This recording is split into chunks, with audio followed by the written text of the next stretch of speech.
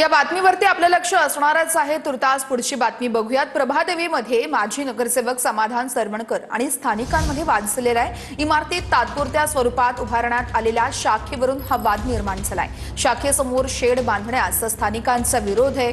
आपत्कालीन परिस्थितीमध्ये शेडचा अडथळा येऊ शकतो म्हणून स्थानिकांकडून हा विरोध केला जातो। स्थानिकांच्या विरोधानंतर देखील समाधान सरवणकर यांचा घटनास्थळावरून काढता पाय बघायला मिळाला।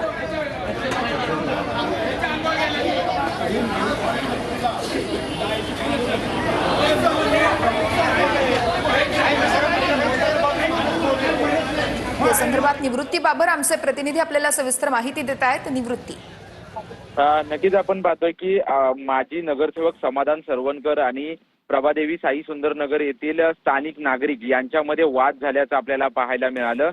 त्या ठिकाणी समाधान सरवणकर यांच्या शिंदेच्या शिवसेनेचं कार्यालय जे आहे ते त्या ठिकाणी होतं। तिथं तात्पुरतं शेड जे आहे ते शेड उभारण्यात आलं होतं आणि या ठिकाणी कायमस्वरूपी शेड उभारण्याचा प्रयत्न शिंदेच्या शिवसेनेकडून केला जातोय असा आरोप जो आहे तो तिथल्या स्थानिक नागरिकांनी केला आणि त्या ठिकाणी त्या शेडला जो आहे तो विरोध तिथल्या स्थानिक नागरिकांनी केला आणि यावेळी विरोध करत असताना स्वतः माजी नगरसेवक समाधान सरवणकर त्या ठिकाणी पोहोचले होते। त्यावेळेस त्यांच्या विरोधात घोषणाबाजी त्याचसोबतच बाचाबाची जी आहे ती तिथल्या स्थानिक नागरिकांची झाली आणि त्यानंतर स्थानिकांनी विरोध केल्यानंतर समाधान सरवणकर यांनी त्या ठिकाणाहून काढता पाय घेतल्याचं व्हिडिओमध्ये आपल्याला पाहायला मिळतंय। त्या ठिकाणी शिंदेच्या शिवसेनेची शाखा जी आहे ती तात्पुरती शाखा आणि जनसंपर्क कार्यालय उभा करण्याचा प्रयत्न त्यांच्याकडून केला जात होता असा स्थानिकांचा आरोप आहे आणि जे बाहेर शेड उभारण्यात येत होतं हे शेड उभारल्यानंतर आपत्कालीन परिस्थितीच्या वेळेस या ठिकाणी मार्ग राहणार नाही असं स्थानिकांचं म्हणणं होतं। त्यामुळे आम्ही या ठिकाणी शेड उभारू देणार नाही असं या स्थानिकांचं म्हणणं होतं। म्हणून त्या ठिकाणी वादावाद जो आहे आणि बाचाबाची स्थानिकांची आणि माजी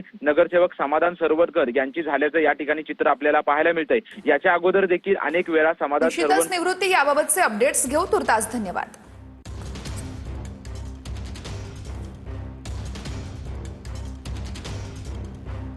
बातमी आता कोल्हापूरमधून आहे। कोल्हापूरच्या जयसिंगपूरमध्ये गाडीमध्ये 2 लाखांची रोकड सापडलेली आहे। सर्जेराव पवार यांच्या गाडीतून निवडणूक आयोगानं 2 लाख रुपये जप्त केलेत। सर्जेराव पवार प्रभाग क्रमांक 11 मधील उमेदवार आहेत। अशोक पवार त्यांचे ते भाऊ असल्याचं देखील कळतंय।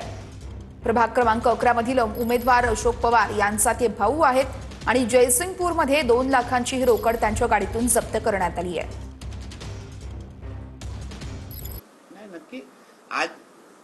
आज त्यांना कदाचित मी जे बोलतोय ते कडू वाटत असेल, पण शेवटी आज नाही तर उद्या निश्चित पद्धतीने कळेल की शिवसेनेमध्ये ज्या पद्धतीने ते रवी चव्हाण साहेबांबद्दल बोलतायत, अजून कोणच नेता रवी चव्हाणजींबद्दल ते जे बोलतायत त्याचं समर्थन करत नाही, त्यांचं नाव पण घेत नाही।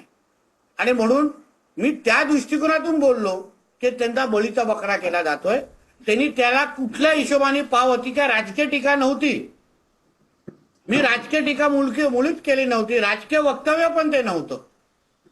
मी फक्त एक वस्तुस्थितीची जाणीव करून त्यांना करून द्यायला प्रयत्न केला, एवढाच होत।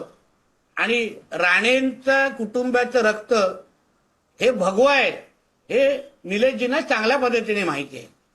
म्हणून आम्हाला हिंदुत्व निश्चित पद्धतीने शिकायला लागणार नाही, कारण राणे कुटुंबाचं रक्तच भगवा आहे।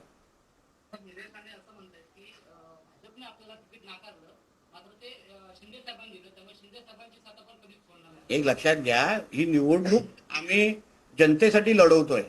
कोणी काय बोलताय ना त्यासाठी आम्हाला 2 तारखेच्या नंतर तुम्ही वेळ द्या, आम्ही निश्चित पद्धतीने मी तुम्हाला त्याचे उत्तर देऊ। शेवटी कोणाला काय त्यांच्या स्वतःच्या राजकीय ह्याच्याबद्दल वक्तव्य करते त्यांचा मूळ अधिकार आहे। आम्हाला आमच्या जनतेची बाजू मांडून द्या, आम्हाला इकडच्या मतदाराला केंद्रबिंदू ठेवून द्या आणि वेंगुर्ल्याच्या जनतेसाठी आम्ही काय करतो हे सांगून द्या, सांगायला संधी द्या, तेवढंच आमचं म्हणणं आहे। बाकी कोणाला काय म्हणायचं त्यांना ते बोलायचं स्वातंत्र्य आहे।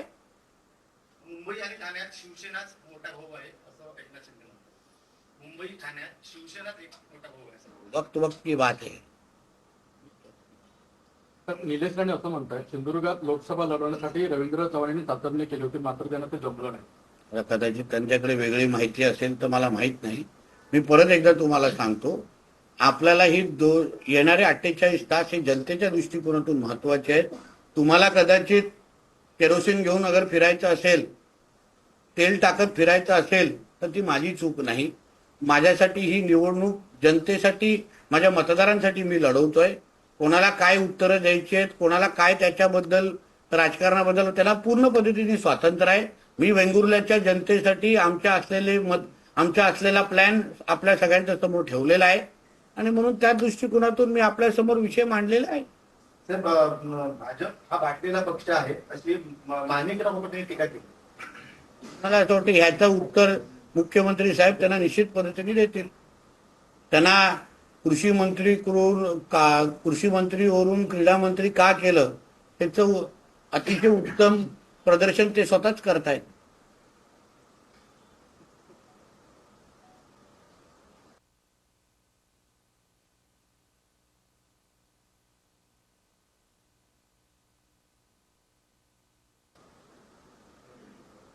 तर